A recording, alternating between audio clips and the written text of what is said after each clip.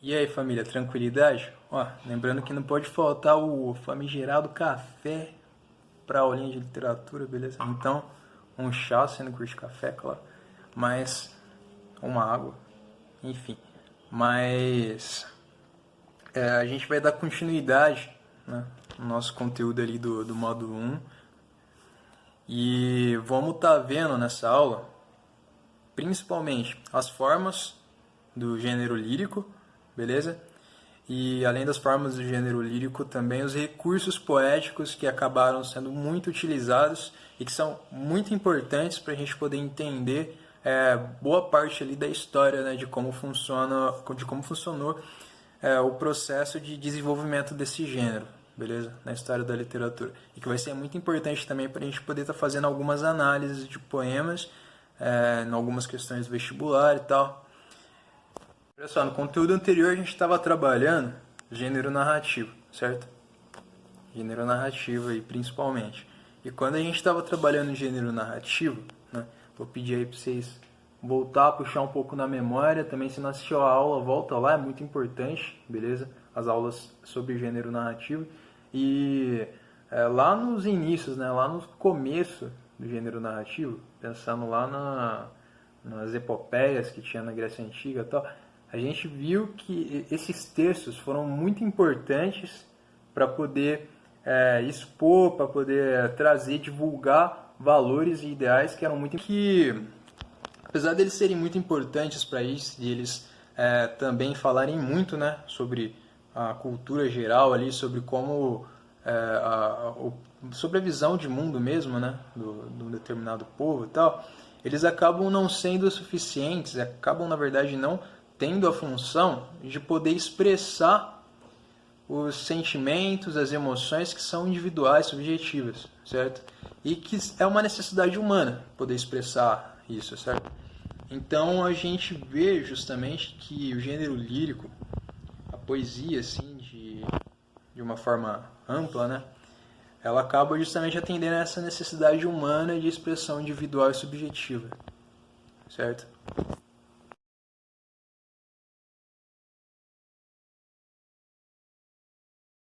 Então vamos lá. E aí tem que no início as poesias líricas, né, o poema lírico, eram cantados, certo? Eram cantados e acompanhados de um instrumento que é a lira,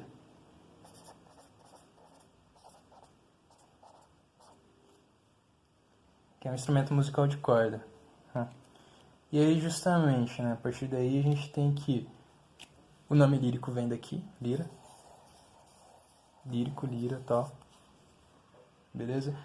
E a gente tem que poesia e música andam juntas, beleza? Só vai assim ocorrer uma separação entre poesia e música, de fato. A gente só vai ter poesia separadamente da música quando tiver a invenção da imprensa lá no século XV, beleza? E aí com a invenção da imprensa, né, a gente vai ter essa questão aí da cultura escrita sendo ainda muito mais valorizada do que já era em relação à cultura oral, beleza?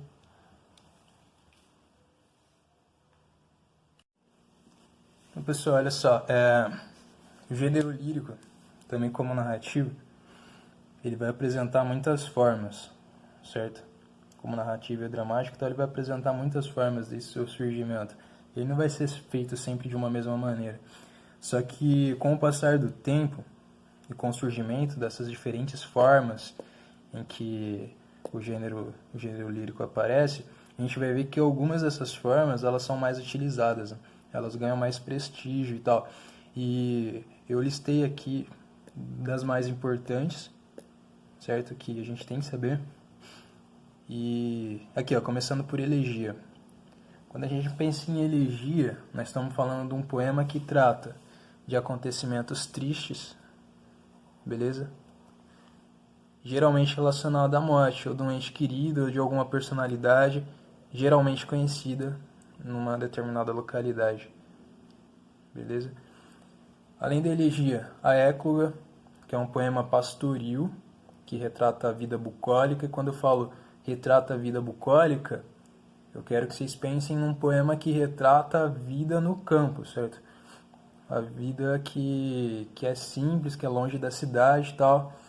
E esse tipo de poema aqui ele vai ser muito revisitado, muito cultivado ali entre os séculos 16 e 18. E a gente vai ver, principalmente nesse momento aí, quando a gente chegar em arcadismo. E um outro tipo bastante importante, que a gente está vendo, é a Ode, que é um poema que é marcado pela exaltação de valores nobres. Ele se caracteriza justamente por um tom de louvação, de valores ou de alguma personalidade, né? Também, ou de alguma característica de caráter dessa personalidade, certo? E aqui, por último, dessa listagenzinha que eu fiz aqui, tem o soneto. Vocês vão ver que está aqui de cor diferente, né? Porque é muito importante a gente ver como funciona o soneto. Então, vamos ver junto aqui, ó. Justamente o soneto é a forma mais conhecida, né, das formas do gênero lírico. E o soneto, ele é marcado por ser um poema que tem um total de 14 versos.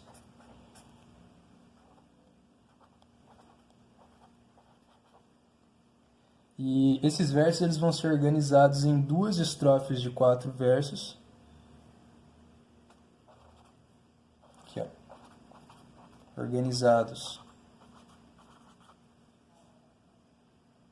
em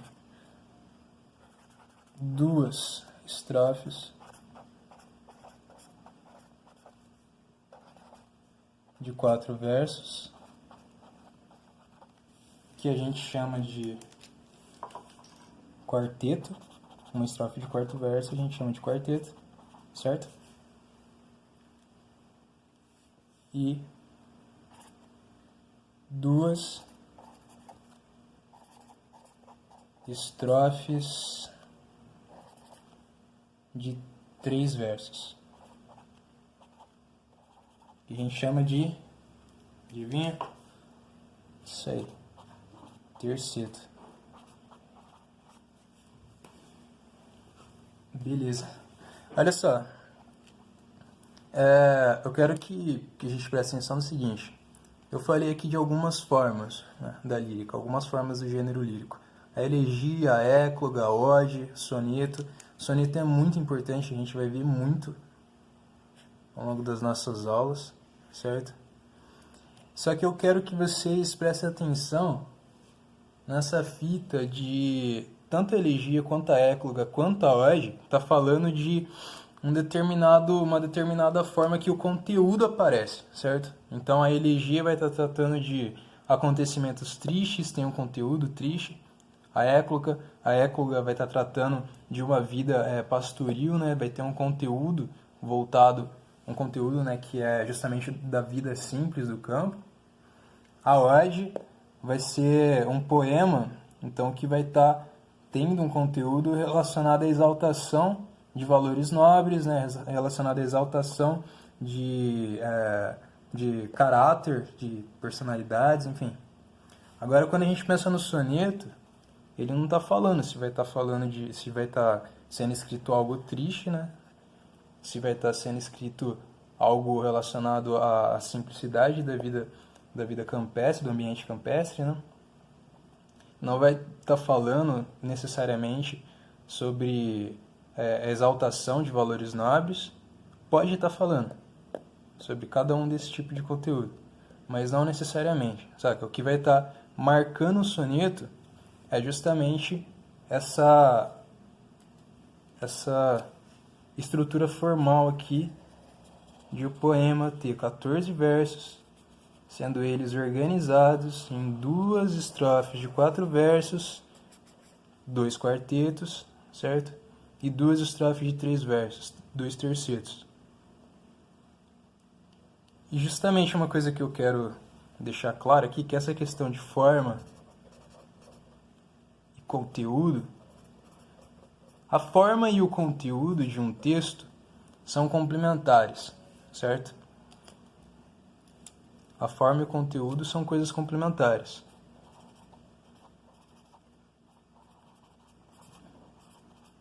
Porque um texto fala sobre uma determinada coisa e ele fala sobre essa coisa de uma forma, de uma determinada forma, né?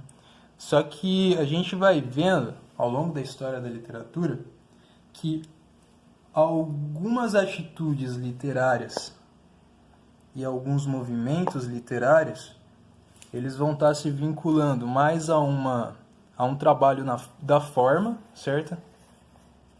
E a gente vai ver que quando o soneto surge, ele surge num momento cultural e num movimento literário em que o apreço pela forma é muito grande, e a gente vai entender por quê, certo?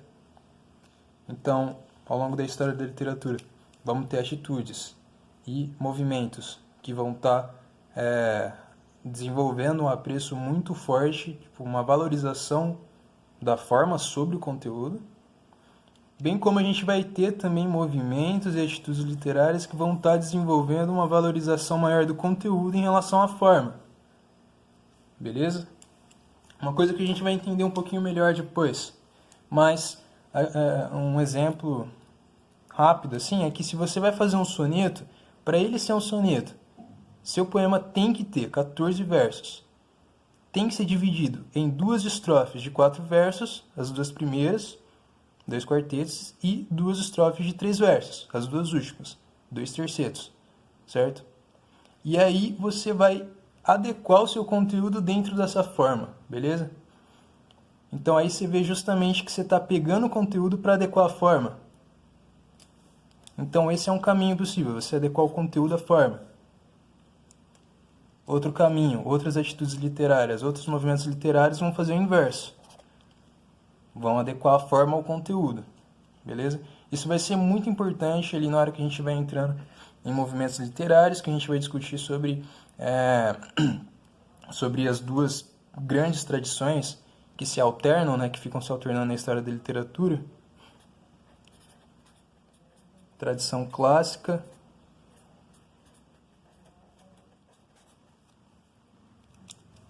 e tradição romântica.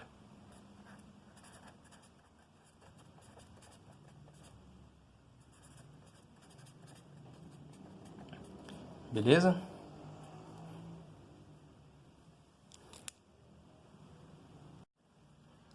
Então, olha só, retomando a estrutura do soneto, certo? A gente pode dizer que é qual a estrutura do soneto? 2 tercetos e 2 quartetos? Não. Contrário, né? A estrutura do soneto começa com 2 estrofes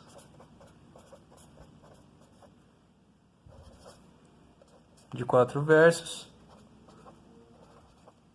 e termina com 2 estrofes de 3 versos. Então, 2 quartetos, 2 tercetos. Beleza? Visualmente é o seguinte. Deixa eu pensar visualmente. Fica da seguinte forma. 1, 2, 3, 4 versos na primeira estrofe, certo?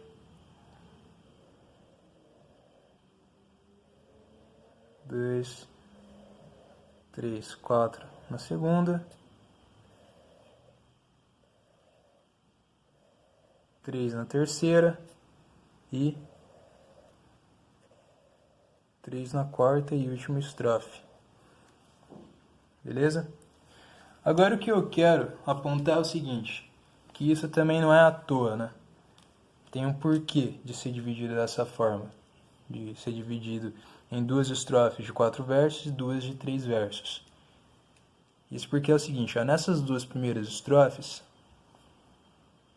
você vai ter o desenvolvimento de um tema.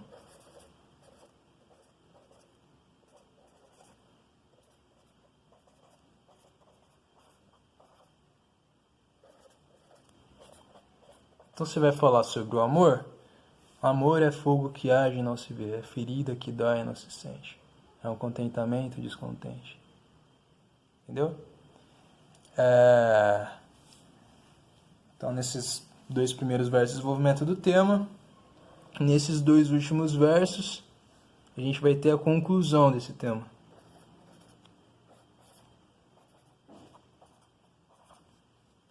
Beleza?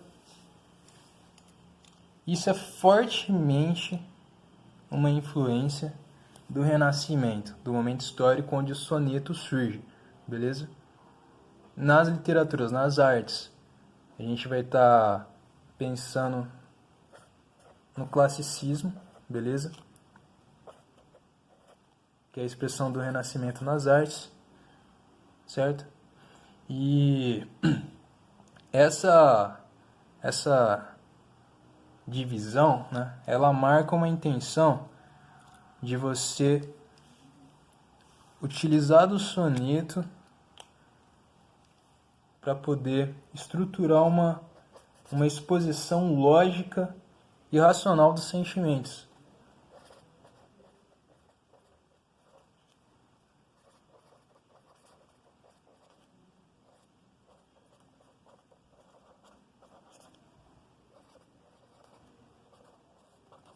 Dos sentimentos e emoções.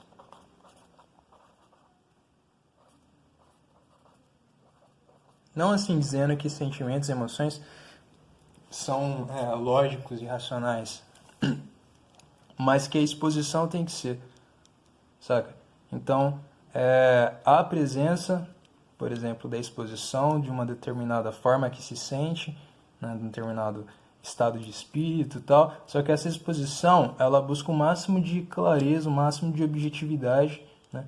Então, essa estrutura do soneto seria uma estrutura que contribuiria para a razão imperar sobre o sentimento.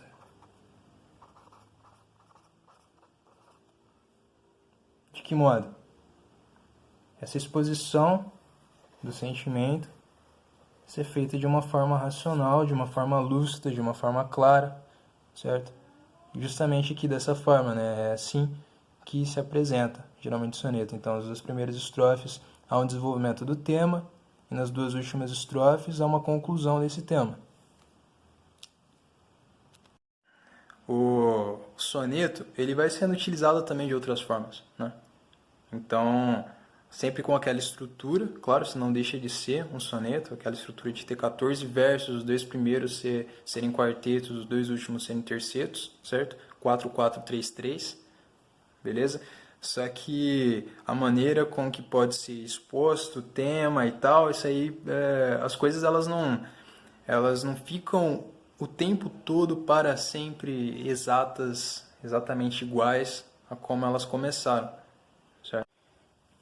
Então, pessoal, é o seguinte, olha, quando a gente lê um poema, né, alguma produção lírica e tal, no geral a gente acaba prestando mais atenção nesse aspecto, o aspecto semântico, né? A gente busca entender quais são os significados daquelas palavras, né, por que elas estão arranjadas daquela forma, o que isso deve querer dizer, qual o sentido por trás disso e tal.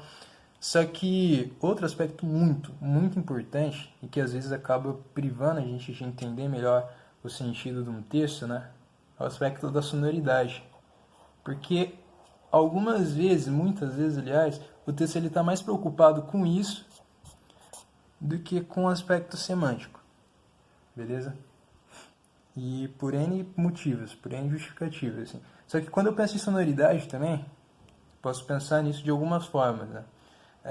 Quando eu penso em sonoridade, a gente pode tirar a noção de ritmo, a noção de rima e a noção de metro. O que eu quero dizer com isso? Pô, ritmo. O que será que quer dizer ritmo, né? O ritmo, principalmente, né, ele pode ser entendido aí com um movimento regular, com um movimento repetitivo, certo? Tipo,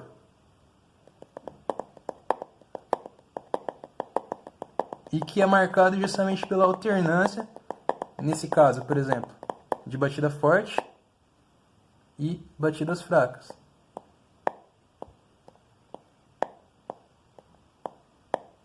E, se a gente prestar mais atenção, entre batida forte e a batida fraca, tem um momento de silêncio, né? Onde não tem batida. E essa regularidade aí que dá justamente essa noção rítmica, essa noção de ritmo. Certo?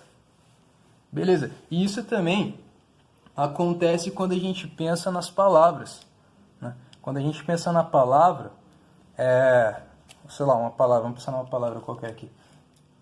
Escura. A gente tem uma sílaba que é mais forte e outras sílabas que são mais fracas, certo? No caso, a sílaba tônica de escura, aqui, certo? U, e as sílabas átonas, ou mais fracas, que são es, irá. Aquele esqueminha para perceber qual que é a sílaba tônica de uma determinada sílaba. Finge que você está chamando ela no portão, certo? Você vai chegar lá no portão e vai chamar, vai gritar. Como que você gritaria essa palavra aqui? Escura? Não, né? Escurar? Também não, né? Você gritaria escura, certo? E aí você vê onde você colocou com a sílaba mais fortemente. Beleza? E justamente essa alternância entre sílabas fortes e sílabas fracas que vai estar criando a noção de ritmo também dentro do poema. Beleza? Se a gente viu ali então que pensa na sonoridade, né? A gente pensa em ritmo, em rima, em metro. O que é o metro, né? Uma coisa bastante importante. O metro, no caso, é a quantidade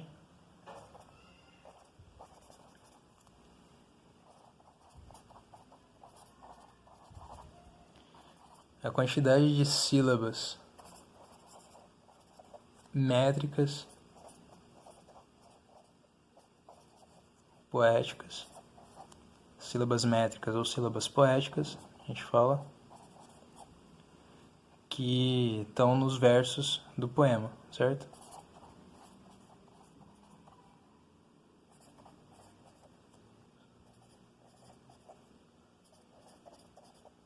Como que a gente sabe quantas sílabas métricas ou sílabas poéticas tem no poema? A gente sabe contando.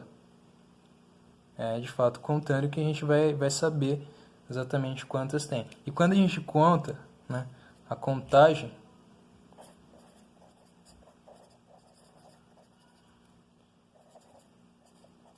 de sílabas poéticas a gente chama de metrificação.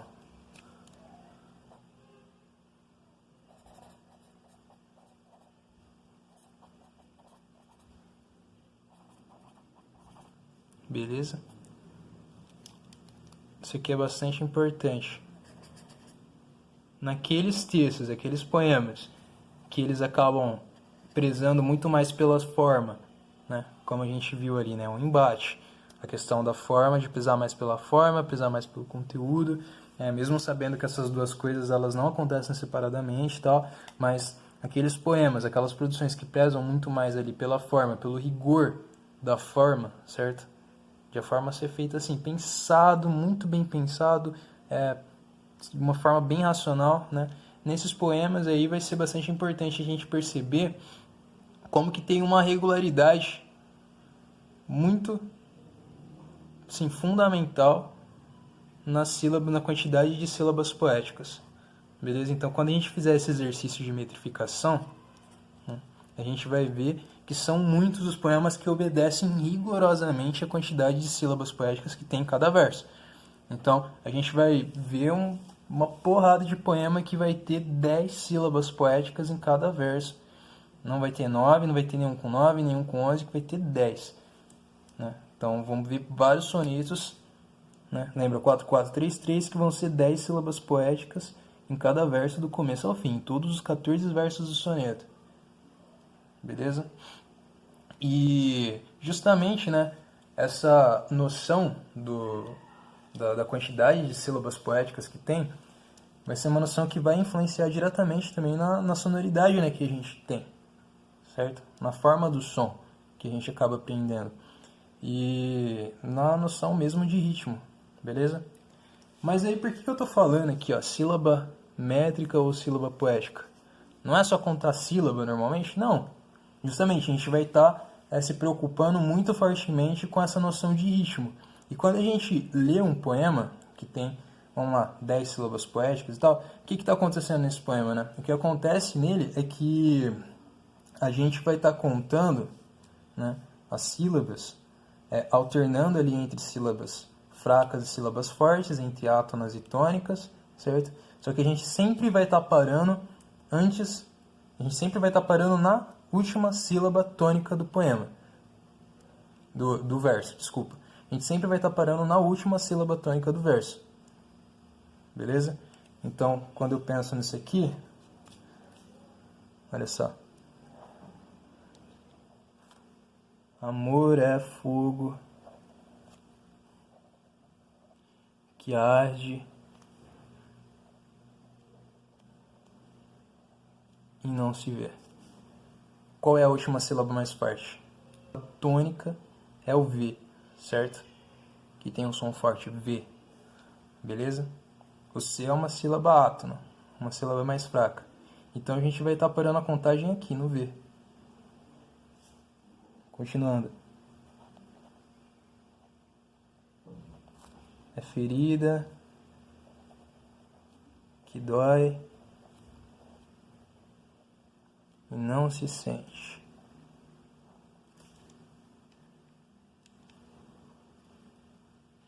Né? Aqui. É ferida que dói e não se sente. Qual que é a última sílaba forte? A última sílaba forte nesse verso é ferida que dói e não se sente, é o sem. Experimenta aí chamar o sente na casa dele.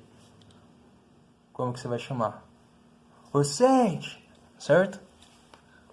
Então essa aqui é a sílaba tônica, a última sílaba tônica do verso. E é a última sílaba do verso, mas é uma sílaba átona, beleza? Então ele não participa da contagem. Por quê? É justamente até a última sílaba tônica que a gente vai estar percebendo o ritmo daquele verso. Beleza? Então se a gente for contar aqui, ó, no caso, vou fazer esse trampo de metrificação, vai ficar o seguinte, ó. Amor é fogo que ar. Vou explicar por que eu fiz isso aqui. Eu juntei o que e o ar.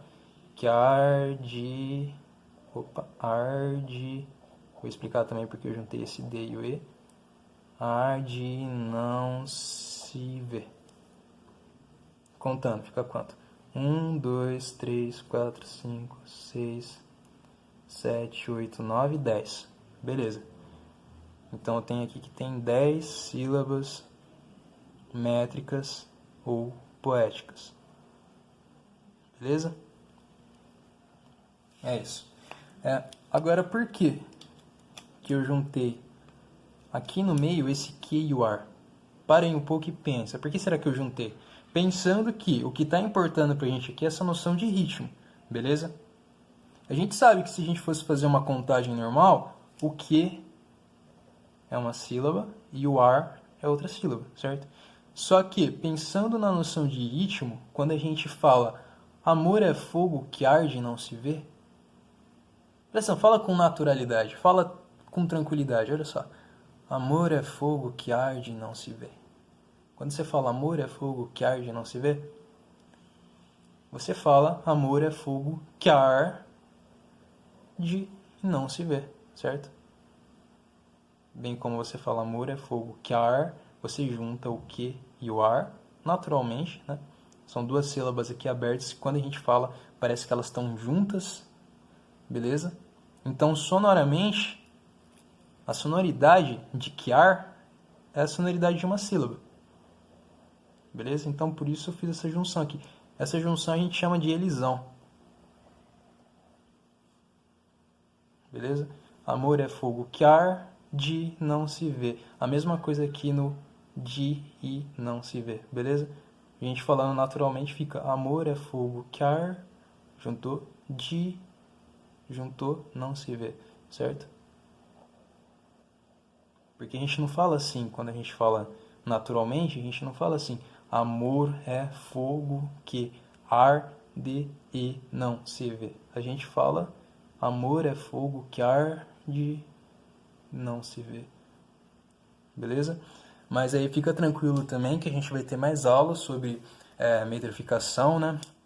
Metrificação, escansão, astronomia, beleza? A gente vai ter mais aulas sobre isso, que é algo também bastante importante. Vai ter bastante exercício, beleza? E aí, ó, esse primeiro verso aqui, então, do poema do Camões, tem 10 sílabas poéticas. O segundo verso, vamos fazer a contagem? É ferida que dói e não se sente. Certo? Ficaria 1, 2, 3, 4, 5, 6, 7, 8, 9, 10. 10 porque eu não estou contando o T, beleza? Porque esse T aqui é a última sílaba do verso, só que é uma sílaba átona. A gente sempre conta até a última sílaba tônica do verso. Então, aí, uma coisa bastante importante. Sempre que for fazer o exercício de metrificação, a gente vai sempre contar até a última o quê? Até a última sílaba do verso? Não, até a última sílaba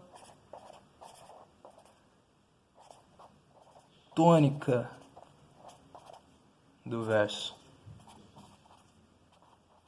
Com última sílaba tônica do verso, eu quero que vocês pensem última sílaba forte do verso, beleza? Última sílaba forte do verso. Beleza? Isso aqui é uma coisa, então, muito importante da gente estar lembrando, gente.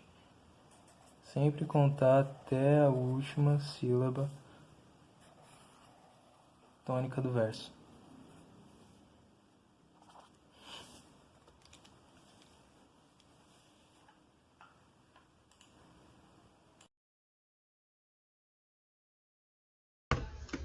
E aí, pessoal, é o seguinte, eu quero que a gente veja aqui nesse texto, né, um trecho do texto do Álvares de Azevedo, beleza?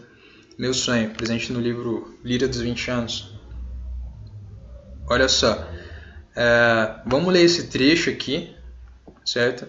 E a partir da leitura dele, vamos pensar qual é o efeito de ritmo, né? O efeito rítmico que tem nesses versos aí. Olha só. Meu sonho, eu.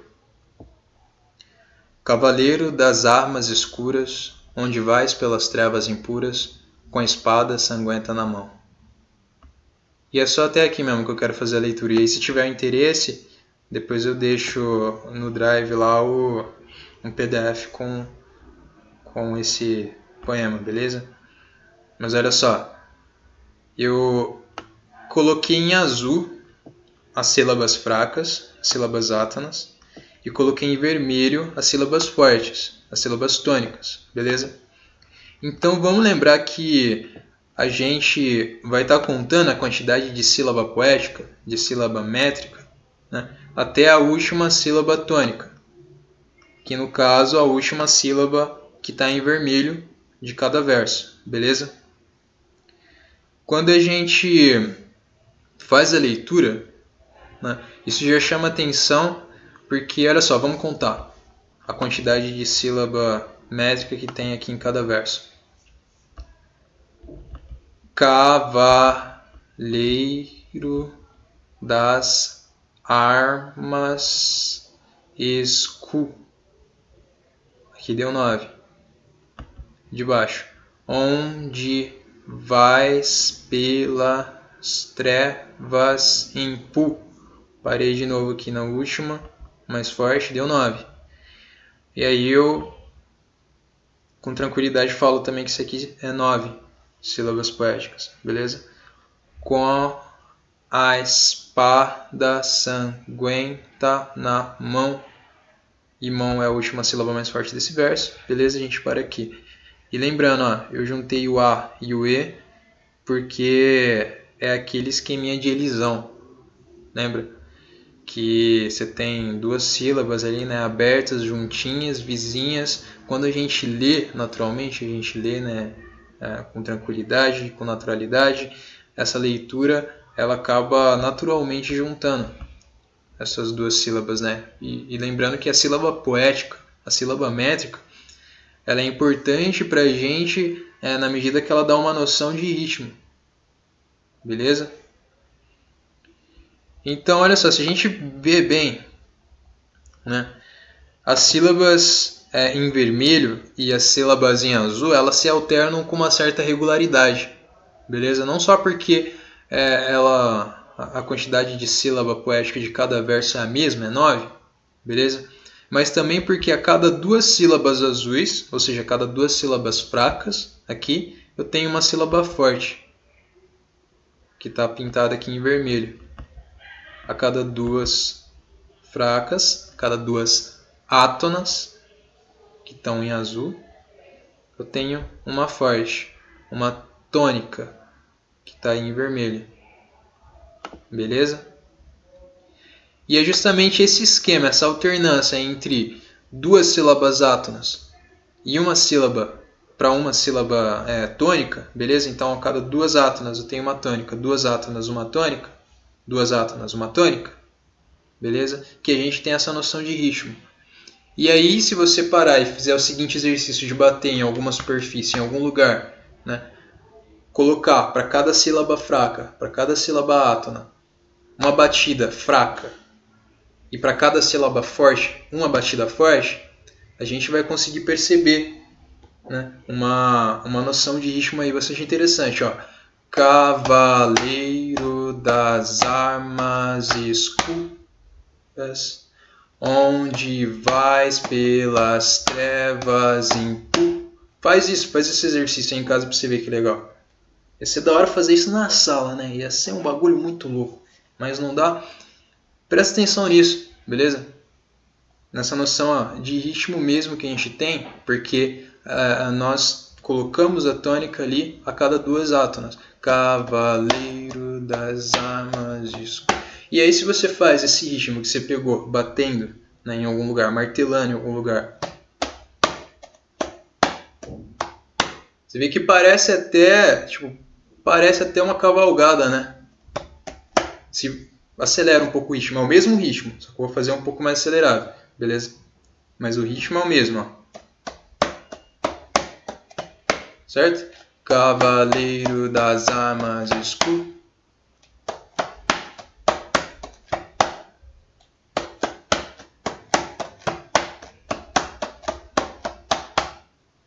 Cavaleiro das armas escuras, onde vais pelas trevas impu. Parece um pouco, né? Cavalgada.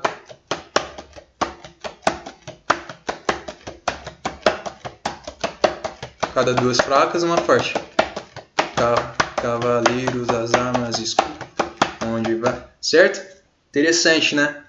Então isso é para a gente ver como que a disposição das sílabas tônicas e átonas, né? As sílabas métricas, as sílabas poéticas, né? Como que isso influencia nessa noção de ritmo, que é um aspecto muito importante da sonoridade de um poema, né? E a sonoridade assim, é muito importante da gente estar fazendo um estudo dela, beleza? Porque, como eu disse, muitas vezes a gente acaba não pegando o sentido de um texto justamente porque a gente valoriza muito mais só o significado que a palavra tem ali, só o sentido semântico, né? E acaba valorizando pouco o sentido da sonoridade, certo? Em muitos textos eles acabam priorizando até mais a sonoridade que a questão semântica, beleza? Que é a questão do significado que a palavra está trazendo e tal. Pessoal, então eu vou estar parando na apresentação desse conteúdo agora, nesse momento, né, para a gente continuar depois no segundo vídeo, tá? Numa segunda parte, até para a gente não acabar não extrapolando também o tempo que a gente tem para essa aula de terça. Aí eu colocando a mão na cara, não pode, tá? Não pode. Por que não pode pôr a mão? Pode colocar a mão na cara enquanto filma por causa do corona. Entendeu? Mas então, gente, olha só. Eu sei que eu falei, né, tipo, lá no começo tal, que a gente tem que contar a sílaba até a última sílaba tônica, não sei o que a sílaba tônica de uma palavra é tal, que a gente fala desse jeito, a gente fala daquele jeito, etc. Isso tudo quando a gente vai fazer esse tipo de análise, beleza? Do poema, que muitas vezes vai ser pedido ali no vestibular. A verdade é que você fala do jeito que você quiser, né? Dependendo de onde você está, etc. Brincando lá, né, escura, que a sílaba tônica é o cu do escuro, pode ser, pode não ser, depende, né? Você pode falar escurar também, certo? Só que a questão é que a gente está considerando uma determinada forma de falar ali justamente para a gente poder entrar nesse tipo de análise que pede e tal. E eu sei que nesse momento também acaba sendo um conteúdo um pouco mais pesado, né? Um bagulho bastante conteudista mesmo, várias fitinhas, vários detalhes e tal. Mas eu espero muito assim que vocês venham, né? Se comuniquem, falem aí se não tá dando certo também em relação a alguma coisa e tal. É bastante importante isso, viu? Pra gente poder vencer essa batalha juntos, certo? Então, pelo amor de Deus, fala, comenta. Fala aí que tal, o que não tá dando certo, beleza? E é isso, vamos junto nessa, gente, beleza? Então até a segunda parte.